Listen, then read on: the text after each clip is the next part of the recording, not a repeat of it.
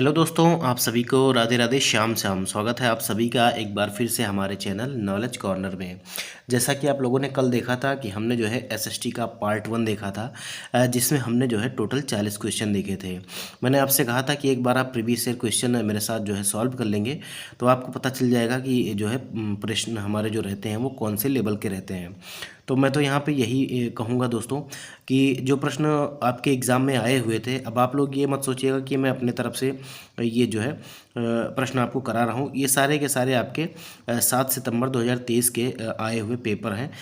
आप लोग अगर जो है बीपीएससी टीआरई 4 या किसी भी कंपटीशन एग्ज़ाम की जो है वनडे एग्ज़ाम की तैयारी कर रहे होंगे और आपने हिस्ट्री, ज्योग्राफी, पॉलिटी ये सब पढ़ी होगी, तो आप आराम से जो है पेपर को क्लियर कर ले जाएंगे और अच्छे मार्क्स के जो है आपका पेपर क्लियर हो जाएगा। देखिए, पहले सेशन में हमने जो है वो 40 क्वेश्चन देखे थे और आज की इस सेशन में हम जो है वो लगभग 50 क्वेश्चन देखने वाले हैं।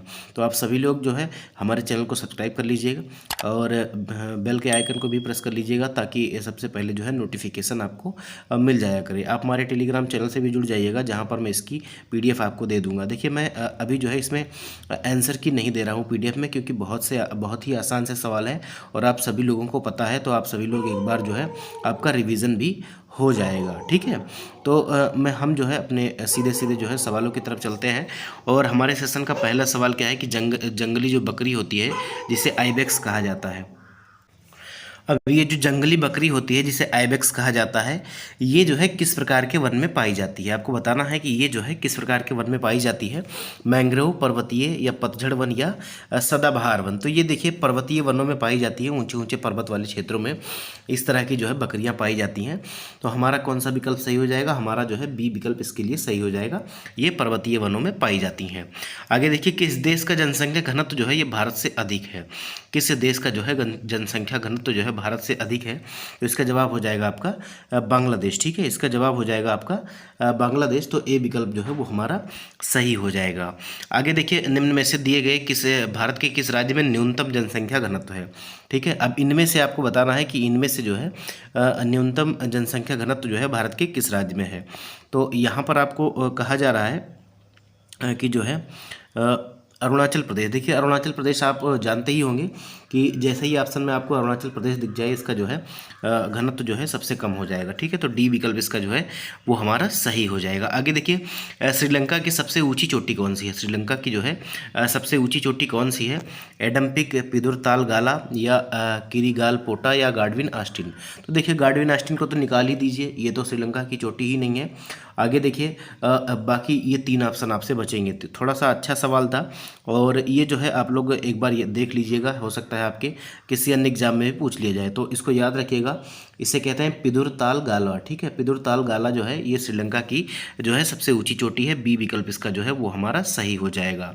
आगे देखिए, क्वेश्चन नंबर 4 में आपसे क्या कहा जा रहा है कि निम्नलिखित में से कौन सा राज्य बांग्लादेश को नहीं छूता है। मतलब सीधे सीधे आपसे ये पूछ रहा है कि इनमें से कौन सा ऐसा राज्य है जिसकी बॉर्डर जो है बांग्लादेश से नहीं लगती है। तो कौन सी नहीं लगती है? देखिए, असम की लगती है और त्रिपुरा तो तीनों तरफ से बांग्लादेश से ही घिरा है।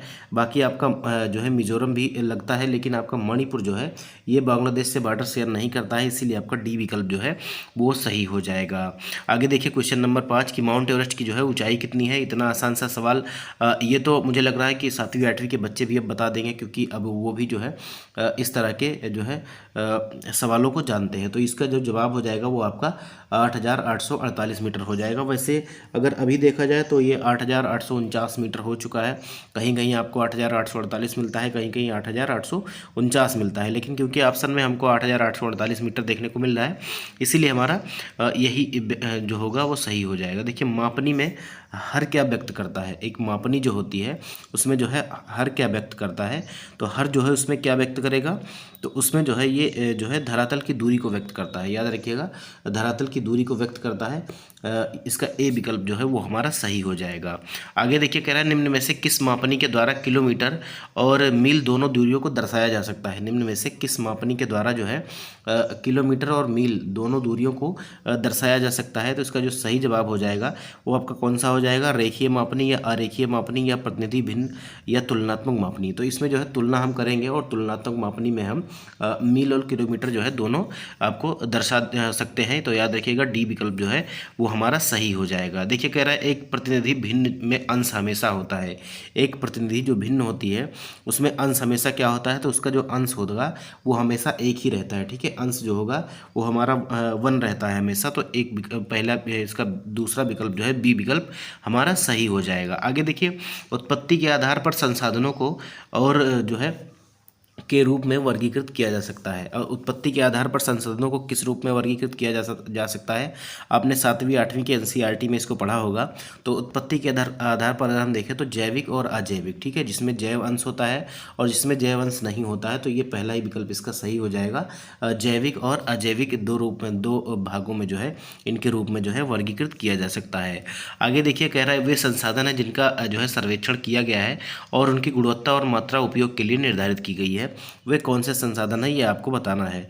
तो ये आपके हो जाएंगे विकसित संसाधन या भंडार या स्टॉक या जैविक। देखिए ये 3 ऑप्शन का तो कोई जो है सेंस ही नहीं बनता है। बाकी आपका जो है पहला ही विकल्प जो है वो आपका सही हो जाएगा। ठीक है, विकसित संसाधन जो है ये आपका सही हो जाएगा। आगे देखिए कह रहा है राजस्थान राज्य सौर और ऊर्जा के साथ बहुत अच्छी तरह से संपन्न है, लेकिन जल संसाधनों की कमी है। अब आप लोग जानते हैं कि राजस्थान में सौर ऊर्जा काफ़ी ज़्यादा है और इसके अलावा एक ऊर्जा और है जो काफ़ी ज़्यादा है, और वो कौन सी ऊर्जा है, तो वो आपका पवन ऊर्जा है या विंड हो जाएगा। ठीक है, इसमें जो है ये समृद्ध है, लेकिन आपका यहाँ पर जो है जल संसाधनों की कमी है। तो इसका सी विकल्प जो है वो हमारा सही हो जाएगा।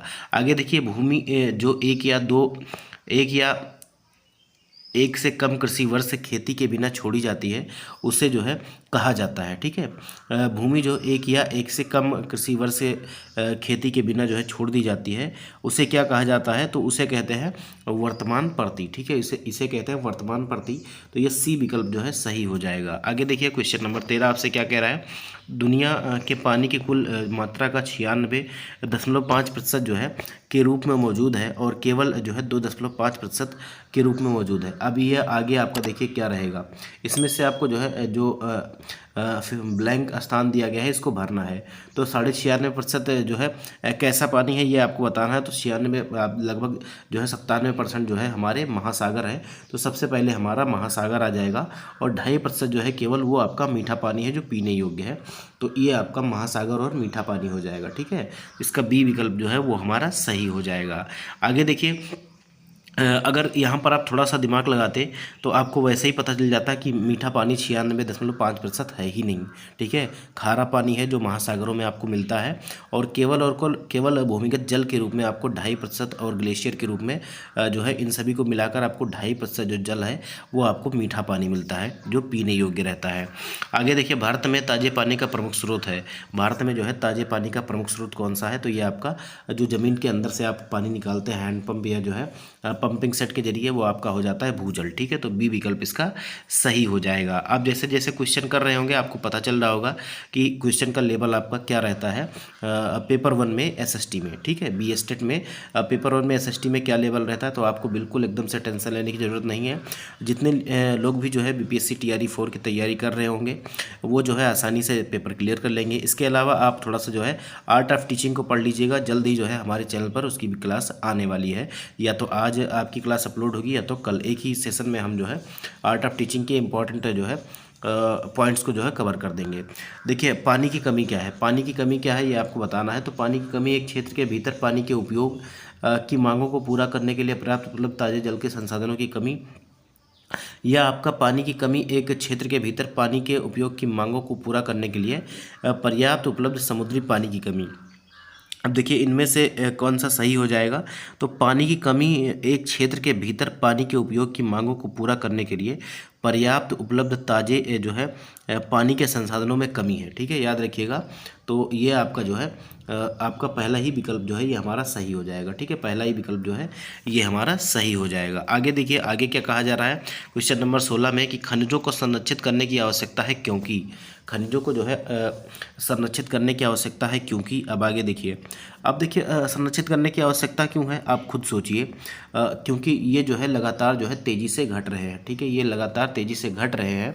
और इसके अलावा देश के औद्योगिक विकास के लिए भी जो है खनिजों की आवश्यकता है। हर जगह आप देखते हैं कंपनियों में कोयला लग रहा है और अलग अलग तरह से खनिज जो है वो लग रहे हैं। तो इसका दूसरा और तीसरा जो है ये हमारा सही हो जाएगा, दूसरा और तीसरा विकल्प जो है ये हमारा सही हो जाएगा। बी विकल्प इसका देखिए ये हमारा सही हो जाएगा। आगे देखिए, निम्नलिखित में से कौन सा राज्य लौह अयस्क का प्रमुख उत्पादक है। निम्नलिखित में से कौन सा राज्य जो है लौह अयस्क का जो है प्रमुख उत्पादक है, तो इसमें से आपका जो है कर्नाटक हो जाएगा, ठीक है, कर्नाटक हो जाएगा। इसका सी विकल्प जो है वो हमारा सही हो जाएगा। आगे देखिए, कह रहा है कि वन संरक्षण और प्रबंधन की दृष्टि से वनों को वर्गीकृत किया गया है। तो वनों को जो है कितने भागों में वर्गीकृत किया गया है, तो ये आपका जो है 4 भागों में वर्गीकृत किया गया है, जिसमें आरक्षित आता है, अनारक्षित आता है, ठीक है। तो आप सभी लोग जानते हैं, ठीक है। तो इसको जो है 4 वर्गों में वर्गीकृत किया गया है। ए विकल्प जो है वो हमारा सही हो जाएगा। आगे देखिए, मैंग्रोव का सबसे अधिक विस्तार है, मैंग्रोव का सबसे अधिक विस्तार है। तो सबसे ज़्यादा जो मैंग्रोव वन आपको देखने को मिलेंगे वो सुंदरवन में देखने को मिलते हैं, इसीलिए आपका बी विकल्प जो है वो हमारा सही हो जाएगा। आगे देखिए, भारत का राष्ट्रीय पक्षी कौन है, भारत का जो है राष्ट्रीय पक्षी कौन है, तो कबूतर तो नहीं है। देखिए इतना आसान सा सवाल आपके बिहार स्टेट के एग्जाम में पूछा जाता है। आप सभी लोग जानते हैं कि भारत का जो है राष्ट्रीय पक्षी कौन है, तो आप सभी लोग जानते हैं कि इसका सी विकल्प जो है वो हमारा सही हो जाएगा, पीकॉक। आगे देखिए, बाघ परियोजना की शुरुआत कब हुई थी, बाघ परियोजना की शुरुआत कब हुई थी, ये भी आसान सा सवाल है और आप सभी लोग इसको भी जानते होंगे। देखिए 1973 में जो है ये बाघ परियोजना की शुरुआत हुई थी, बाघों का संरक्षण करने के लिए। आगे देखिए, निम्नलिखित में से कौन जो है कौन उद्योग कृषि पर आधारित नहीं है।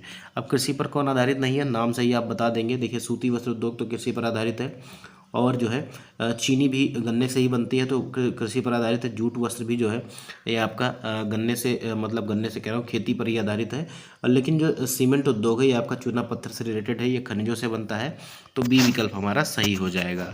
आगे देखिए, हुगली औद्योगिक प्रदेश का केंद्र है, हुगली औद्योगिक प्रदेश का केंद्र है, तो ये आपका कोलकाता और रिसड़ा, ठीक है, कोलकाता और रिसड़ा जो है इसका केंद्र है हुगली, ठीक है, याद रखिएगा। ए विकल्प जो है वो हमारा सही हो जाएगा। मतलब जो है कोलकाता से लेकर रिसड़ा तक जितने भी जो है उद्योग धंधे आपके आते हैं, उनका जो है औद्योगिक प्रदेश आपका कौन सा है, हुगली हो जाएगा। आगे देखिए, क्वेश्चन नंबर 24, भारत में तांबा गलाने का आधुनिक कारखाना सबसे पहले कहाँ खुला। भारत में तांबा गलाने वाला जो है आधुनिक कारखाना सबसे पहले कहाँ खुला था, इंपॉर्टेंट है, तो ये जो है घाटशिला में खुला था, ठीक है, घाटशिला में खुला था। तो इसका सी विकल्प जो है वो हमारा सही हो जाएगा। कमेंट बॉक्स में कमेंट करके बताइएगा कि घाटशिला कहाँ पे है या किस राज्य में है। आगे देखिए, चीनी उत्पादन में अग्रणी राज्य कौन सा है, चीनी उत्पादन में जो है सबसे अग्रणी राज्य कौन सा है, तो चीनी उत्पादन में जो है उत्तर प्रदेश सबसे जो है अग्रणी है। ए विकल्प जो है वो हमारा सही हो जाएगा। आगे देखिए, क्वेश्चन नंबर 26 में कहा जा रहा है कि इनमें से कौन परिवहन का मार्ग नहीं है, इनमें से कौन जो है परिवहन का मार्ग नहीं है। अब देखिए, आप सड़क से जाएंगे, जल से जा सकते हैं, वायु से जा सकते हैं, लेकिन आप पर्वत शिखर से थोड़ी यात्रा करेंगे, तो डी विकल्प जो है वो हमारा सही हो जाएगा। एकदम से जो है नॉर्मल सा सवाल था और इसको तो बच्चा भी सॉल्व कर सकता है। आगे देखिए, निम्न में से कौन प्राकृतिक संसाधन नहीं है, ये भी देखिए कितना आसान है। वन तो प्राकृतिक संसाधन हो जाएगा, नदियाँ भी और मिट्टी भी, लेकिन आपका नगर जो है ये मानव निर्मित संसाधन है, इसको मानव ने बसाया हुआ है, तो इसका सी विकल्प जो है वो हमारा सही हो जाएगा। आगे देखिए, 2011 की जनगणना के अनुसार बिहार में प्रतिवर्ग जनसंख्या घनत्व है, ठीक है, जनसंख्या घनत्व कितना है, आप सभी लोग जानते हैं। हम इतने दिन से जो है बिहार स्पेशल जीके जीएस पढ़ रहे हैं, तो ये तो आपको गलत करना ही नहीं है। ये 1106 व्यक्ति जो है प्रति वर्ग किलोमीटर हो जाएगा। और सबसे ज़्यादा बिहार के कौन से ज़िले में है, ये भी आप लोग कमेंट करके बताइएगा। आगे देखिए, पंजाब में भूमि निम्नीकरण जो है इसका मुख्य कारण क्या है, तो देखिए सबसे अधिक जब सिंचाई होती है तो ज़मीन क्या है वो क्षारीय हो जाती है, और यही सबसे बड़ा कारण है पंजाब में भूमि निम्नीकरण का। बाकी अतिचारण भी नहीं है, गहन खेती भी नहीं है, वनोन्मूलन भी नहीं है, तो इसका ए विकल्प जो है वो हमारा सही हो जाएगा। आगे देखिए, बिहार में जो है अतिजल दोहन से किस तत्व का संकेंद्रण बढ़ा है, बिहार में जो है अतिजल दोहन से कौन से तत्व का जो है संकेंद्रण बढ़ा है, तो ये आपका न तो लोहा है ना आपका क्लोराइड है, ये आपका है आर्सेनिक, ठीक है, आर्सेनिक हो जाएगा। बी विकल्प जो है वो हमारा सही हो जाएगा। आगे देखिए, भारत के कुल भौगोलिक क्षेत्रफल का कितना प्रतिशत भाग जो है ये वनाच्छादित है, ये भी आपका जो है पूछा गया था 2023 में आपके बिहार स्टेट में। और इसका जो आयोग ने सही जवाब माना है वो आपका डी विकल्प माना है 7%। ठीक है, 7% जो है ये सही माना है। आगे देखिए क्वेश्चन नंबर हमारा 32 नंबर का क्वेश्चन है कि चिली जो है चिली किस महाद्वीप में स्थित है। चिली जो है ये किस महाद्वीप में स्थित है, तो चिली जो है आपका ये दक्षिणी अमेरिका महाद्वीप में स्थित है। ठीक है, दक्षिणी अमेरिका महाद्वीप में स्थित है। अगर हम जो है अमेरिका महाद्वीप का एक चित्र बना लें, अगर ऐसे करके आप देख लेंगे, ठीक है, ऐसे करके बीच में थोड़ा सा हम जो है ऐसे बनाते हैं, 1 मिनट, एक साइन ही बनेगा, एक इंडिकेटर हम बना लेते हैं समझने के लिए।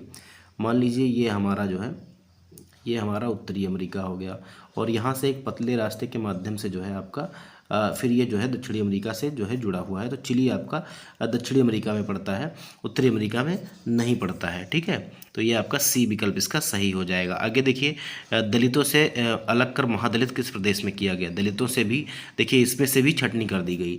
दलित पहले कहे जाते थे, अब इनको जो है महादलित बना दिया गया। तो ये कौन से राज्य में, तो आप सभी लोग जानते हैं ये कहाँ हो सकता है, तो ये बिहार में ही पॉसिबल है। सी विकल्प जो है वो हमारा सही हो जाएगा। और ये सवाल आपका ये स्टेट में पूछा गया था। आगे देखिए यंग इंडिया किसकी पत्रिका है। आप सभी लोग जानते हैं यंग इंडिया किसकी पत्रिका है। ना तो ये सुभाष चंद्र बोस की है, ना आपका टैगोर की है, ना चटर्जी की है, ये आपका महात्मा गांधी की हो जाएगा। अगर यंग की जगह न्यू लगा दिया जाता, न्यू इंडिया, तो ये एनी बेसेंट की हो जाती। ठीक है, याद रखिएगा। बाकी इसका बी विकल्प जो है वो हमारा सही हो जाएगा। आगे देखिए कम्युनिस्ट शासन व्यवस्था किस देश में है। तो आप सभी लोग जानते हैं कि कम्युनिस्ट शासन व्यवस्था जो है ना ये अमेरिका में है, ना कनाडा में है, ना भारत में है, ये आपका चाइना में है। ठीक है, चाइना में है, तो ए विकल्प इसका जो है वो सही हो जाएगा। भारत में संप्रभु कौन है। भारत में जो है संप्रभु कौन है, संसद, जनता, राष्ट्रपति या प्रधानमंत्री। तो भारत में जो संप्रभु है वो आपका जनता है, तो इसका बी विकल्प जो है वो हमारा सही हो जाएगा। आगे देखिए क्वेश्चन नंबर 27, देखिए मतदाता की आयु है। देखिए इतना आसान आसान सा सवाल आपके कहाँ पूछा जा रहा है, तो ये आपके बिहार स्टेट में पूछा जा रहा है। आप तो इसको खेलते खेलते आप एग्ज़ाम को क्वालिफाई कर लेंगे।